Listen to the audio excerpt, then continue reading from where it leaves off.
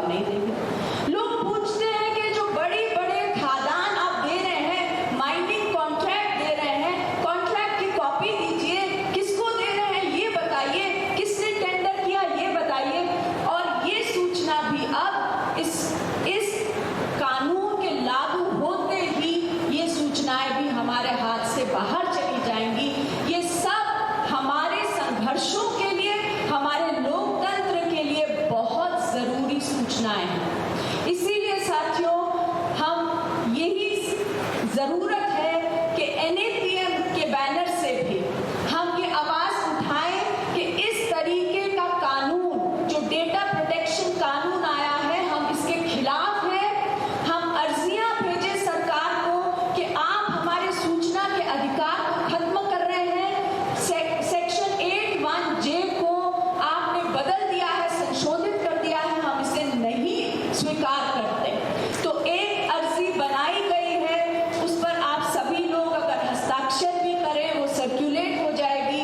यहाँ पर QR code लगे हैं, जो लोग फोन पे QR कोड यूज करते हैं, आप सरकार के पास अपनी अर्जी भेजिए। अंत में टेबल लगा है, वहां पर हस्ताक्षर कर दीजिए, जिससे कि वो सारी चीजें हम भेज सके सरकार के पास कि हमारे सूचना के अधिकार से, हमारे लोकतांत्रिक अधिकार से आप छेड़छाड़ मत करिए, ये हम नहीं सहेंगे। बहुत बहुत शुक्रिया। साथियों, अब मैं एवर्टिनो जी को बुलाऊंगी, एवर्टिनो मिरांडा जी, जो गोवा से आए हैं और जो पर्यावरण पर और एनवायरमेंटल चैलेंजेस पर काम करते रहे हैं। तो एवर्टिनो जी, आप आके अपनी बात करें। Today, Goa is facing massive level of destruction. Even though Goa is one of the smallest states in India, in the country, it has a coastline of 104 kilometers and eco-sensitive Western Ghats is facing irreversible environmental disaster due to reckless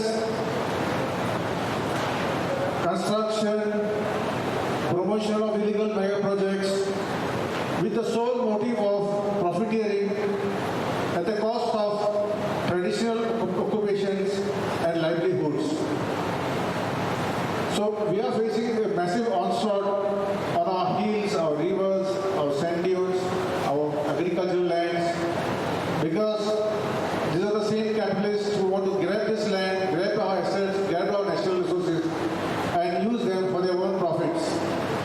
Projects like Adani's, Jindal's and Vedanta's coal transportation, just to save about 62 rupees a ton, coal is being moved through the corridors of Goa, which is unsustainable because coal all over the world, all the countries are giving up coal. Our own Prime Minister is telling the whole world we are going for renewable energy, but here the Adanis, the Vedantas and the Jindals are increasing the consumption of coal to produce power, metals and other purposes. So because of these factors, due to unsustainable mining of iron ore, coastal river sands, then mechanized fishing, destruction of the turtle nesting sites, springs, our natural springs, our water bodies, and construction of mega projects, because everybody in India wants to come and settle in Goa, all the rich people, as you know, and there is a vast promotion of, at a huge scale, tourism, which is causing massive destruction of Goa's coastline, our culture, our traditions. Then the promotion of casinos is causing untold hardships to the locals, pollution of our rivers, promotion of drugs, peddling, prostitution, human trafficking. These are the issues Goa is facing on a very large scale. Then, if you see in Goa, Goa is a very highly educated state and people are very conscious of their rights and environment. As a result, we see highest number of environmental cases coming out from Goa. And because of these projects, mainly by these business tycoons, participation in an effective due process of local self-governance and self-determination. People face arrest, suppression of their rights, because at the instance of these capitalists, our local indigenous people have to suffer a lot. Our farmers, our fisherfolk people in Goa are up in arms because of these destructive policies that are threatening our environment and our very survival, and our land and our people. Authoritarian laws such as the Natural Waterways and the Port Authority Act are being used to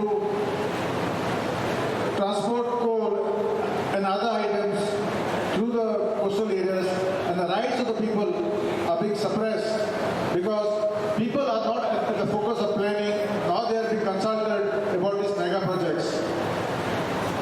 People in Goa are fighting at various levels, including fighting of public interest litigations. As the earlier speaker said, RT is a very important tool in this aspect. And we are fighting cases in the High Court, at the NGT, at the Supreme Court.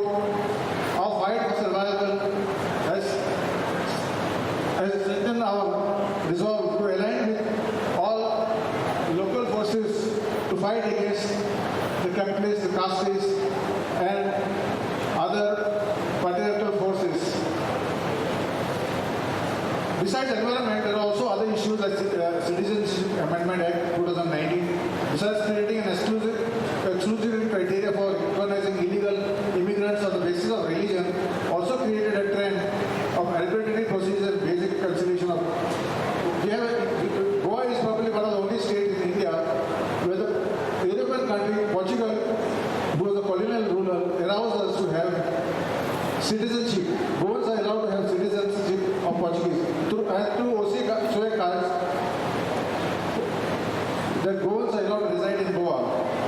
Goa was considered as a part of Portugal and hence continued to have unhindered right by Portuguese citizenship.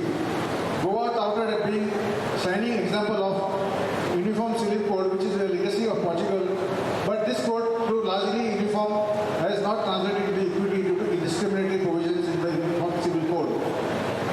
Goa has a large influx of migrants, disproportionate net population, which coupled with rising unemployment has fomented anti-outsider sentiment in Goa. The sentiment is given an anti-Muslim form to sow the seeds of disharmony and violence by our politicians and our rulers. Thank you very much. Thank you very much अबर्टिनो जी. नासरीन अबाई जी हैं और उनके साथ हर सिंह जी भी हैं, वो अपनी बात रखेंगे. મારું નામ નાસરીભાઈ છે. આદિવાસી જાગરણ દળની સંગઠનનું કાર્ય કરે છે. મધ્યપ્રદેશ સોસાયટી જિંદાબાદ.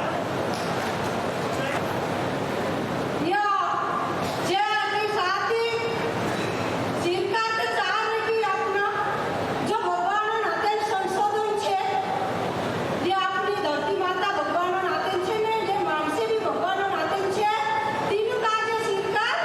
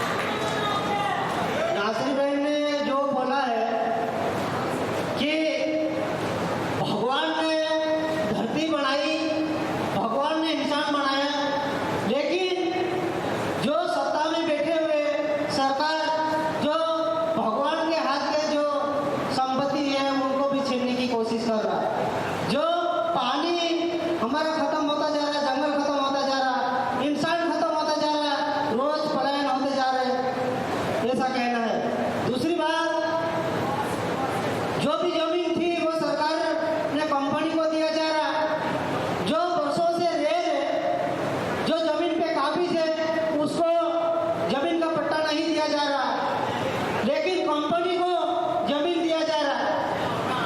पट्टे के नाम, पट्टे के लिए तरह तरह का सबूत मांगा जा रहा, लेकिन कंपनी के लिए कोई सबूत नहीं मांगा जा रहा। ये सरकार की नीति है। दूसरा ये भी बता रहा कि सरकार ने राशन छीनी जा रही, ऊपर से बताया जा रहा कि 80 करोड़ लोगों को राशन दिया जा रहा, लेकिन राशन के नाम से तरह तरह की केवाईसी, लोगों को घर से केवाईसी के चक्कर काटना पड़ रहा। आधार नहीं है तो राशन नहीं दिया जा रहा, आधार है तो केवाईसी करो हर 2-3 महीने में। केवाईसी के नाम से सरकार ने लोगों को धमकी दिया जा रहा। एक तरफ बोल रही सरकार की हमने 80 करोड़ लोगों को राशन दिया जा रहा, तो सरकार ने विकास किसका कर रहा? लोग तो 80 करोड़ को राशन दिया जा रहा, तो विकास कहाँ हो रहा? दूसरा, शिक्षा हमारी खत्म होती जा रही, शिक्षा हमारा ठेके में दिया जा रहा, तो शिक्षा के बारे में हमें लड़ना पड़ेगा। तो हर कुछ हमारा खत्म होता जा रहा, हमें लड़ना पड़ेगा। दूसरा जो बात छुटी हुई नासिर बहन की, वो बात मैं बोलना चाह रहा, सरकार ने गए वर्ष में बारिश के टाइम पे बोला था कि मां के नाम से पौधे लगाए जाए। आप सभी को पता है कि मां के नाम से पौधे लगाए हुए कितने लोगों को मालूम है, कितने लोगों ने देखा है जिंदा पौधा। लेकिन हमने जागृत आदिवासी दलित संगठन ने 2016-17 में हमने पौधे लगाया। 2017-2 में शिवराज सरकार ने बोला था कि 2 जुलाई को पौधे लगाओ, ऐसा एक टारगेट दिया था। हमने बोला कि पौधे हमने बारिश होगा तो लगाएंगे। हमने 20-25 पंचायत में लगाए पौधे, 17-18-20 फीट पौधे बड़े हो चुके।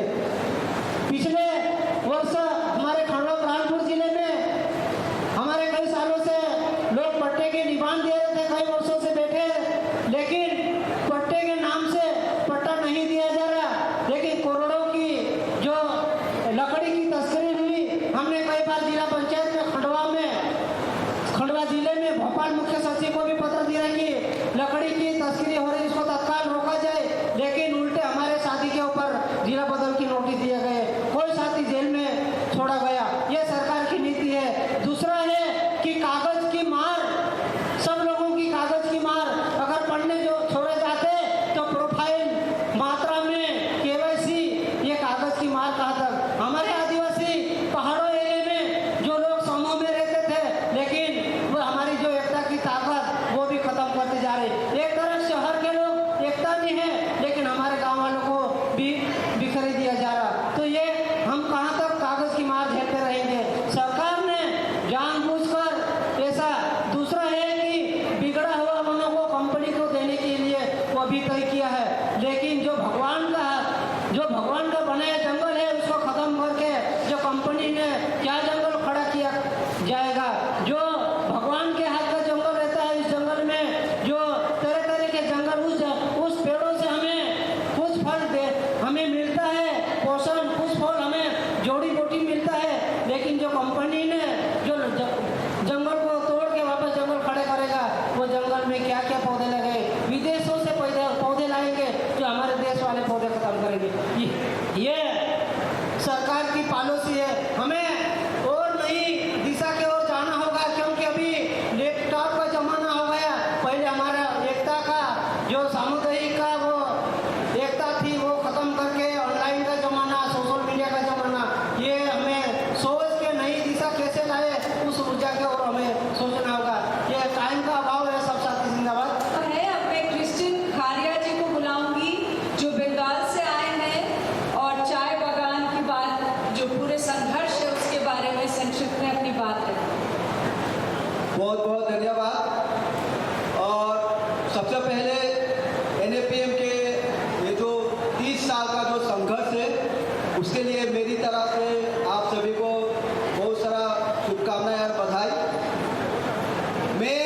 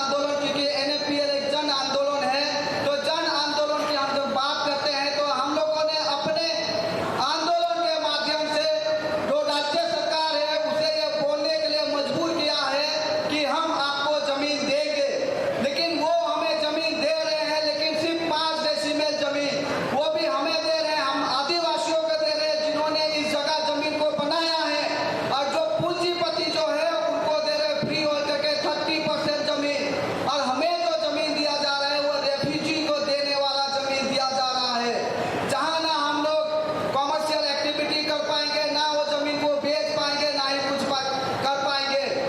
ममता बनर्जी की सरकार और देश का जो सरकार है, केंद्र सरकार बीजेपी, हमें लगता है दोनों एक साथ ही खड़े हैं पूंजीपतियों को फायदा करने के लिए।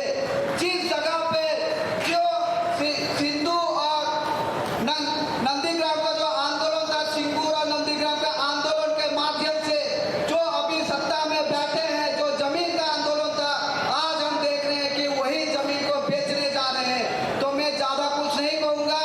हम लोग का एक नारा है, हम चाहते हैं कि आप लोग मेरे साथ साथ में देंगे। हम बोलेंगे खून हमारा, मेहनत हमारा, ये जमीन हमारा है। आप लोग बोलिएगा हमारा है, क्योंकि ये जमीन हमारे खून से बना है, ये जमीन हमारे पसीने से बना है। तो मेरे साथ में बोलिएगा खून हमारा, मेहनत हमारा, ये जमीन हमारा है। बहुत बहुत शुक्रिया।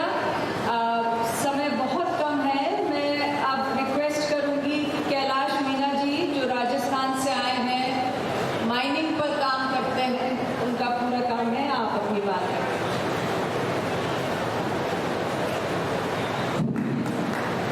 इस NAPM के 30 वर्ष पूरे होने पे देश के कोने कोने से इस लोकतांत्रिक व्यवस्था में जीने के अधिकार, जंगल जमीन के संघर्ष में लगे हुए तमाम साथियों को मेरा जिंदाबाद, जोहार, जय हिंद। मैं 3 मिनट में तो मैं बात कहूँगा, अपनी खत्म करूँगा। 3 मिनट में मैं जो सोल्यूशन है वो बताऊँगा, और 3 मिनट में जो संघर्ष चल रहे हैं वो बताऊँगा। साथियों, गुजरात से शुरू होके दिल्ली तक जो अरावली पर्वत श्रृंखला है, उसकी तलहटी में खनन कारोबार 1995-96 में शुरू हुआ। तो वहाँ के लोगों की दिक्कतें जब शुरू हुई, इन दिक्कतों से ही हमारा संघर्ष शुरू हुआ। हमने वहाँ जनजागरण, पदयात्राएं, युवा संवाद, तमाम तरह की जैसे जैसे हमारे कार्यक्रम बढ़ते गए, वैसे वैसे खनन माफिया नेताओं का गठजोड़ वो भी मजबूत होता गया। और 2010 तक जाकर स्थिति आ गई कि सीधा कार्यकर्ताओं पर हमला करना, जनता पे हमला करना, और जितने तरह के झूठे मुकदमे, हत्याएं, ये सब खनन कारोबारियों ने सरकारी संरक्षण में शुरू किया। 2011 में नीम का थाना डाबला एक गांव है, डाबला में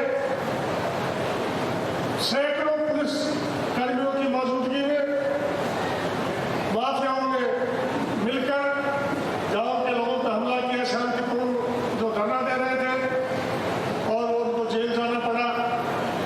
मुझ पर 24 मुकदमे दर्ज हुए, 6 बार जान से मारने की कोशिश हुई।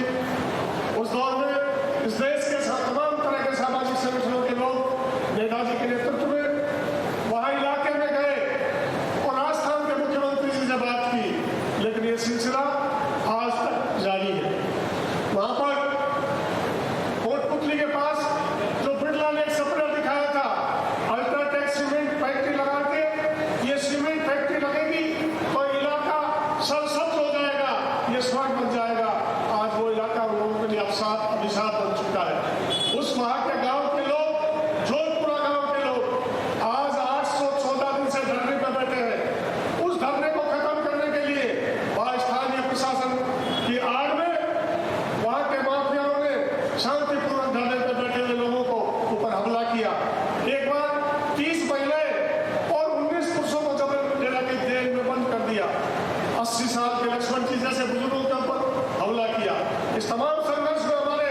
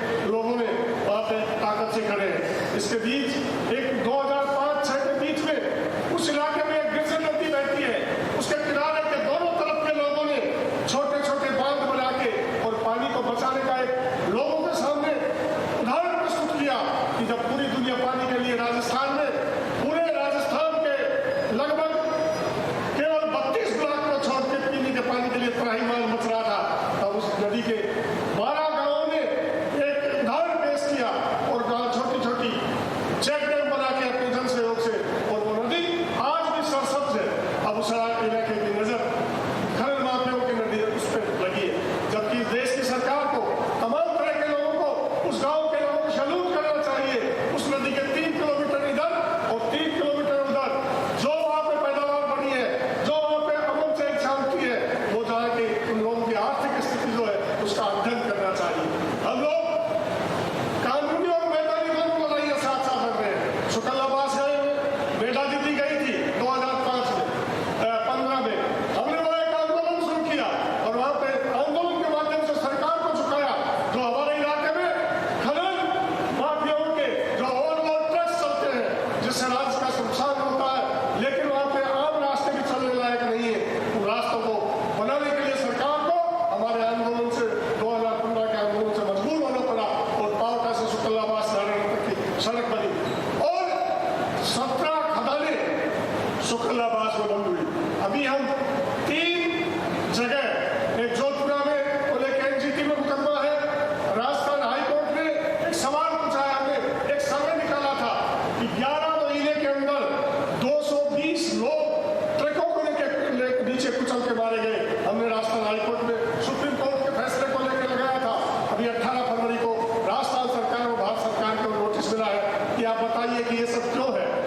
हमने एनजीटी में उस इलाके की बहने वाली नदियों को लेके वहां पे काटली, कासावती और सोता नदी, उनको लेके हमने एनजीटी में लड़ाई लड़ रहे हैं।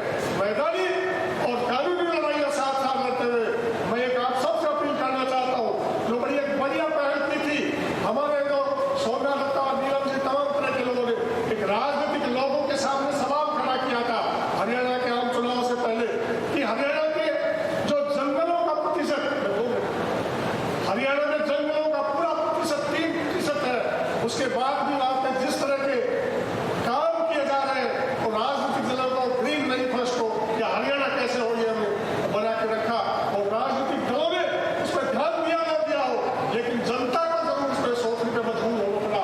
दिल्ली चुनाव से पहले वहां के लोगों ने, इन्हीं और रावली के लोगों ने एक मैनिफेस्टो बना के दिल्ली की जनता के सामने रखा कि दिल्ली में छोटा मोटा जो वन बचा है वो वतन बचा रहे या नहीं रहे, इसलिए राजनीतिक दलों के सामने भी हमने करनी चाहिए।